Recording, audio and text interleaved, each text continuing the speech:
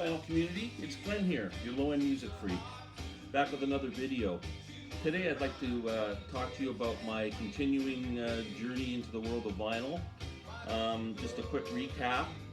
I had won a turntable about a year and a half ago in a raffle and kind of picked up a few albums, but really wasn't that into it, more into CDs.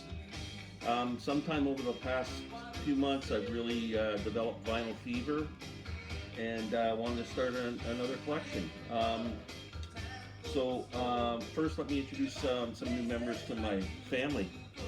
I ended up picking up this Rega Planar 3 turntable that has at least 2 cartridges on it for those keeping score on cartridges. I love this table.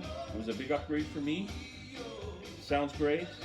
I went with Rega because back in the 80s I used to have a Rega 2 Planar 2 turntable and loved it, and so Rega was always in my mind as a great turntable for me. I love its plug and play capabilities. You really just there's really no setup. I didn't have to adjust the tone arm or do anything. You just basically plug it in. It's very simple. Also, for the last few months I was toying with the idea of trading in my speakers, which I found to be very kind of a scary thing to think about. I did love my speakers, but combination of being bored with them, that they thought they were too big and cumbersome, and wanted to try something else. So what's going on in the world right now, it's hard to get out and shop. So all my shopping was done online and research and reviews and stuff, and I had to take my chances. So I settled on Monitor Audio Silver 300 series speakers. This is them there. Great speakers. I'm really happy with them. I had about them a week now. They're still not broken in and they sound fantastic. Really loving that purchase. I did the right thing. As for vinyl, I've been picking up a lot of stuff, taking the advice of Dylan at Noble Records to pick up records that you really love rather than kind of new releases and stuff that you're not sure of, because I only have now about 60 albums and they're getting played a lot. So we talked about Los Lobos. That's the album that's playing behind us here.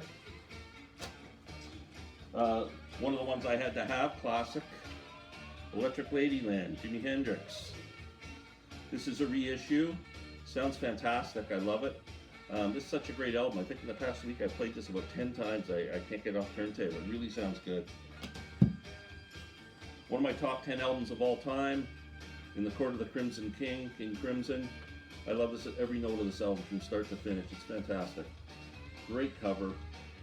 Incredible artwork. Great album. Jefferson Airplane. Between the Airplane and the Grateful Dead, they're basically my favorite 2 San Francisco bands. After Bathing at Baxter's, this album is a bit quirkier than the others, I think, and maybe takes a bit of an acquired taste, but great album. I'm a big fan. The other Airplane album I picked up was Crown of Creation. This is on clear orange vinyl, which is kind of cool. It sounds great. That's one of their best albums. My want list obviously includes Volunteers and Surrealistic Pillow. They'll come in time. Jimi Hendrix, another one. The first one, Are You Experienced? Man, when this album came out in 1967, it was just so mind-blowing. I saw Jimi in 1969 at Maple Leaf Gardens, one of my cherished memories. This record doesn't have the typical reprise label that you normally see. The reissue has kind of a fancier Experience Hendrix label. Amazing album, start to finish. One of my favorite bands from the 60s, had just had a ton of hits. Lovin' Spoonful, Do You Believe in Magic? This is their first album. I picked this up used for $5. The record itself has got a few scratches and I haven't played it yet. I just got it yesterday. I'm a little worried about how the vinyl's going to sound. The cover's great, so I thought for $5 I'll eventually find a better issue of the vinyl. And love the Lovin' Spoonful. Great stuff. I love the early Johnny Winter stuff. This is his first album on Columbia, self-titled Johnny Winter. Great blues on this with his original band, Tommy Shannon and Uncle John Turner. Um, I'm a big fan of Progressive Blues Experiment, but it wasn't available to me, so I got this, and I'll probably pick up Second Winter. And those three albums to me are Johnny Winter. I saw Johnny again at probably 68 or 69 at Massey Hall, and it was an incredible show. Edgar was in the band then, and it was unbelievable. So, love Johnny. Paul Simon's classic, Graceland. My introduction probably to world music besides George Harrison, the Beatles with the sitar and that. Great African rhythms, and this is just a classic record.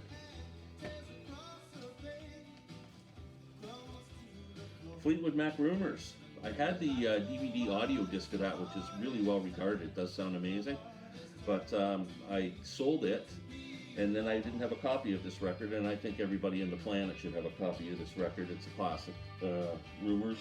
I just got this yesterday. This isn't the greatest pressing I've ever heard, but it does me well. It came on clear vinyl, which is kind of cool. One day maybe I'll get the Mo-Fi edition of that, because I do love that record. Pink Floyd's first album, Piper at the Gates of Dawn. I love early Floyd, up until and including Metal. They are my really favorite Floyd albums in Floyd period. I love Dark Side and The Wall and Wish You Were Here and all those, but you know, they're great albums, but I really find the early stuff much more interesting. I saw Nick Mason's Saucer Full of Secrets tour last year, and it was an amazing show. I understand Nick's putting out an album of the performances, which should be really good. You can watch a lot of that stuff on YouTube. If you Google it, you'll see some great versions of these early Floyd songs. The first Zeppelin album, another one that should be in everyone's collection. This was mind-blowing when it came out. Just absolutely love this album. I think I was the first kid on my block to own it, and when I did, I seemed to develop a lot more friends, and there was people wanting to come over just to hear it. It was a real mind-blower. My favorite Zeppelin album now is Physical Graffiti, but this one holds a special place in my heart. I saw Zeppelin at the O'Keefe Center in Toronto, which is a venue that holds about 2,500 people, somewhere between when this was released and Led Zeppelin 2 was released. Amazing show, one of my cherished concert memories. Okay, when I started to get the vinyl fever and was thinking, what albums do I want the most? This one went straight to the top of the list. George Harrison, All Things Must Pass. Amazing triple album. When this came out in 1970, it just came out of nowhere and shocked everyone with how great it was. I don't think anybody knew George had so many great songs that were, you know, that he couldn't get arrested for when he was in the Beatles. So, but these are all incredible songs. Great album, triple set. Every album is great in here. Fantastic, a real classic. Last but not least, Neil Young. This is the official release series box set, discs 5 to 8. So there's 4 CDs in here. Time Fades Away, On the Beach, Tonight's the Night, and Zuma. On the Beach and Tonight's the Night are 2 of my 3 favorite Neil Young albums. The other being Everybody Knows This Is Nowhere. I don't have that on vinyl yet, but I will definitely get it. I have a Neil Young autograph on my Everybody Knows This Is Nowhere CD cover. Got Neil coming out of Massey Hall, I don't know, about 5 or 6 years ago, and he was nice enough to sign it for me. It's one of my prized possessions, but love this album too. So that's it for the vinyl journey so far. I have a bunch more coming in. We'll keep you updated as it gets here. One I just ordered was Lucinda Williams' new album, which I'm hearing rave reviews about. I bought an autographed copy off her website, so I'm kind of excited about that. Thanks for watching, and we'll see you next time.